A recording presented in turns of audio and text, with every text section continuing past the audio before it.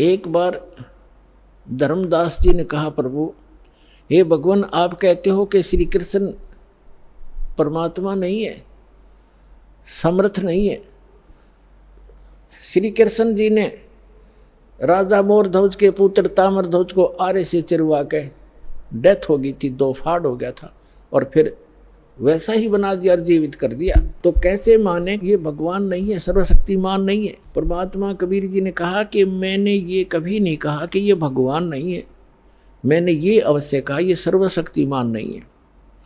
भगवान का मतलब मैंने ये कभी नहीं कहा कि ये स्वामी नहीं है, ये प्रभु नहीं है, लेकिन ये सर्वशक्तिमान नहीं है। इतना अवश्य कहा कि सर्वशक्तिमान नहीं है। जैसे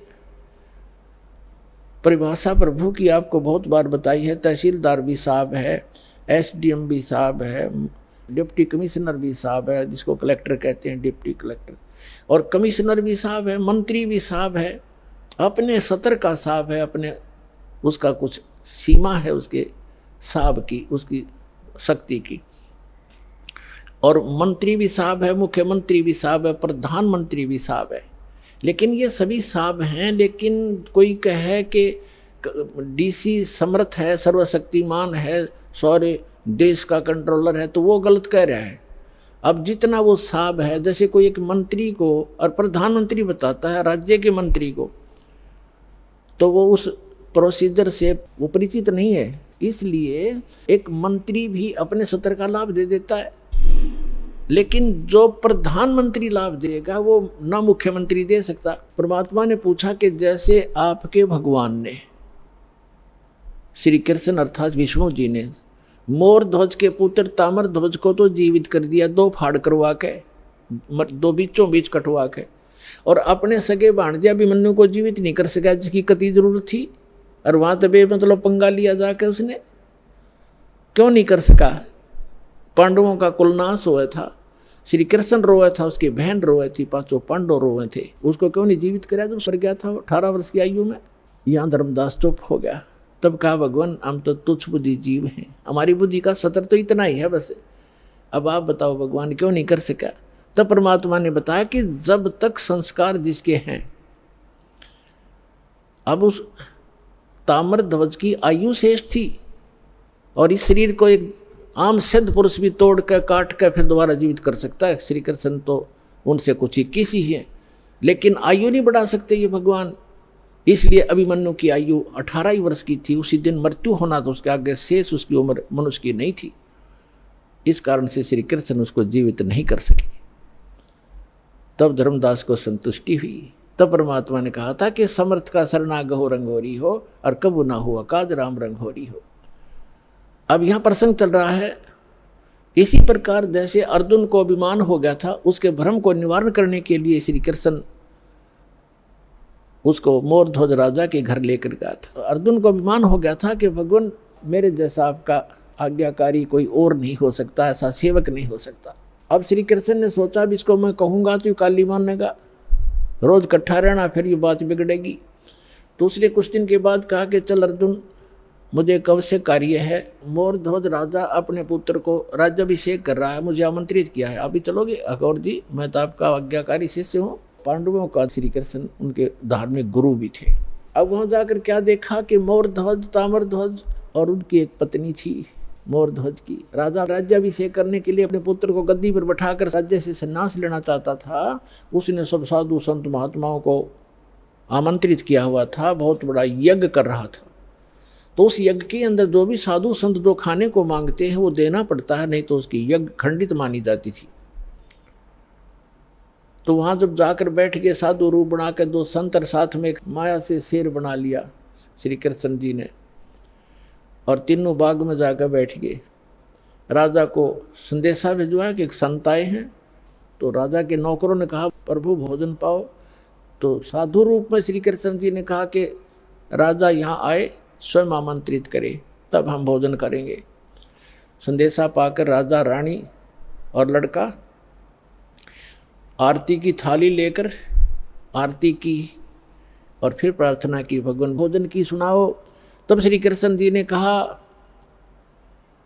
कि पहले हमारे शेर का आहार कराओ, फिर हम पीछे भोजन खाते हैं। मोरध्वज राजा ने कहा कि आज्ञा करो भगवान, अभी मंगवा देता हूँ बकरे इनके लिए काट कर, इसके या वैसे सामने छोड़ देंगे ये खा लेगा। नहीं, ये मांस खाता मनुष्य का, ये मनुष्य का मांस खाएगा। मोरध्वज ने कहा जी जो आज्ञा आपकी। फिर कहा कि सुनो, कहीं किसी पल्लेदार ने पकड़ लाओ, उसका मांस नहीं खाएगा, ये तुम्हारे घर के प्राणी का मांस खाएगा, तुम तीनों में से एक का। और उसकी विधि ऐसे है, उसको आरे से चीरना है, और चीरते समय आंखों में आंसू आ गए तो ये मांस शेर नहीं खाएगा, तुम्हारा यज्ञ खंड हो जाएगा। अब मोरध्वज ने कहा कि जो आज्ञा भगवान आपकी। तो कहा कि ठीक है। जब मोरध्वज ने कहा कि मैं फ्री हो चुका हूं, लड़का युवा हो गया है, बेटा तू राज संभालना, अपनी माँ की सेवा करना, और मेरा काम पूरा हुआ और मैं महात्मा के शेर का आहार बनूंगा। रानी ने कहा कि देखो बात सुनो, आप मेरे पति हो, और पति भरता पत्नी से पहले पति की मृत्यु होना कलंक होता है, मैं आपसे पहले मरूंगी, आप मुझे आहार बनने दो। और उसने ये कह दिया था संत रूप में विराजमान श्री कृष्ण जी ने कि आज जो इस मेरे शेर का आहार बनेगा वो सीधा स्वर्ग जाएगा। उनकी होड़ लाएगी, कैसा बढ़िया दाव, शरीर तो ये जाना ही जाना है, और आज दाव लगे। तो रानी ने सोचा कि राजा ला गया नंबर ही होता है, ये तो हाथों हाथ स्वर्ग मिल रहा है, इससे गोल्डन चांस क्या होगा हे भगवान।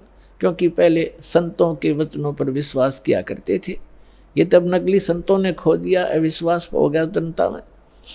उस समय ये था कि जो संत बोलता है वो फाइनल होता है, इसलिए रानी ने पंजे गाड़ दिए, अग नहीं आप नहीं, मुझे काट दो, मुझे शेर का आहार कर दो। और मन में ये थी कि मुझे स्वर्ग मिलेगा, इससे बढ़िया चांस क्या होगा, और मैं क्या संभालूंगी। बालक ने, बाप यहाँ रहेगा तो इसको राजकाज में गाइड करता रहेगा, बच्चा दुखी ना होगा। इसलिए अब तीसरा नंबर था उसका। ताम्रध्वज ने सोचा कि अभी बात बिगड़ गई, प्रथम तो आज स्वर्ग प्राप्ति, और दूसरे मैंने माता पिता की सेवा क्या की है, ये कट जाएंगे तो मेरा धर्म बिगड़ गया। इसलिए महात्मा से खड़े होकर कहा कि महात्मा जी इस दास को चीर दो, मुझे कटवा दो, मैं आपके शेर का आहार बनूंगा। माता पिता मैंने आपकी क्या सेवा की, मुझे पाप लगेगा। लास्ट में उन तीनों ने जो संत रूप में विराजमान श्री कृष्ण जी से कहा कि महात्मा जी आप ही फैसला कर दो हमारा, आप जिसको कहेंगे वही आपके हाजिर होगा। तो उसने क्या फैसला किया कि दोनों तुम पति पत्नी इस अपने पुत्र को आरे से चीरो, यहाँ से चीरना शुरू करना और नीचे तक 2 भाग कर दो। फाइनल फैसला हो गया, नो ऑब्जेक्शन। आरा ले आए, जैसे लकड़ी चीरने का होता, दोनों तरफ से पकड़ के ऐसे चीरते हैं। लड़का बैठा लिया नवा धोआ के, और ये कंडीशन थी कि आंखों में आंसू नहीं आने चाहिए।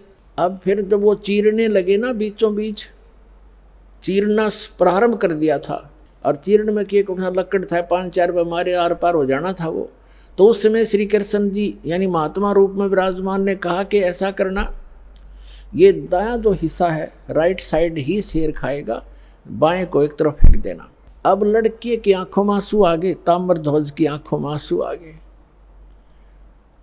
आंसू आ गए, और माता पिता ने जल्दी में चीर दिया, ज्यादा देर नहीं देखा जाएगा लड़का। यूं कहते ही वो आधा हिस्सा 2 भाग हो गया था। तो फिर श्री कृष्ण ने कहा कि भाई ये हमारा काम नहीं, इसकी आंखों में आंसू आ गया, इसका मोह ममता रहेगी कोई, ये रो रहा है लड़का। तो उस अभी तड़फ रहे शरीर से आवाज आई कि हे अंतर्यामी, आप तो महात्मा हो, अंतर्यामी हो, मैं इसलिए नहीं रो रहा था कि मुझे कोई ममता है, मैं इसलिए रो रहा हूँ कि मैं इतना, मेरा कोई लेफ्ट साइड का इतना गंदा होगा, मैं इतना पापी हूँ कि मेरा पूरा शरीर भी आपके काम नहीं आ सका, इसलिए रो रहा हूँ। तब खुश हो गए वो संत, और खड़ा होकर के उसको आशीर्वाद दे दिया। बच्चा नो का नो जीवित हो गया।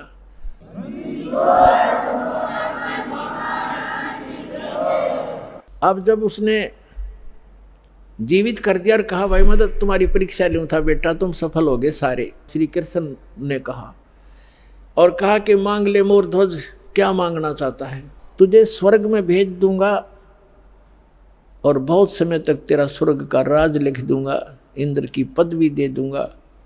तब उस ज्ञानी मोरध्वज ने क्या मांगा कि मुझे भक्ति दे दो भगवान, इस राज ने के चाटूंगा तो काल छोड़ना पड़ेगा, वहां का भी छोड़ना पड़ेगा।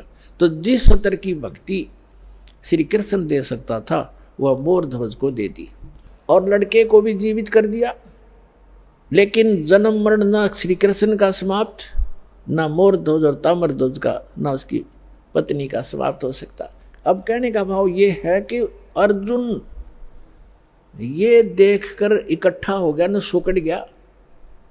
जब श्री कृष्ण ने कहा कि अर्जुन आप डींग मारा करते कि मेरे जैसा कोई सेवक नहीं, तने सेवक तो देखे नहीं थे।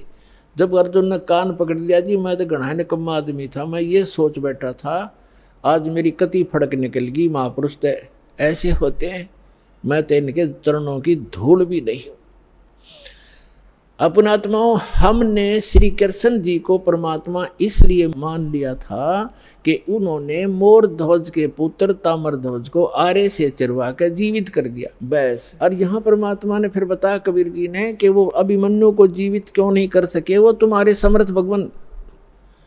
उसका कारण भी बताया कि ये समर्थ नहीं है। और ऐसी ऐसी तो बहुत से संत भी सिद्धियां रखते हैं जो मुर्दे को जीवित कर सकते हैं, लेकिन उनकी आयु नहीं बढ़ा सकते, किसी सूरत में नहीं बढ़ा सकते। आयु की वृद्धि केवल परमात्मा पूर्ण ब्रह्म कर सकते हैं।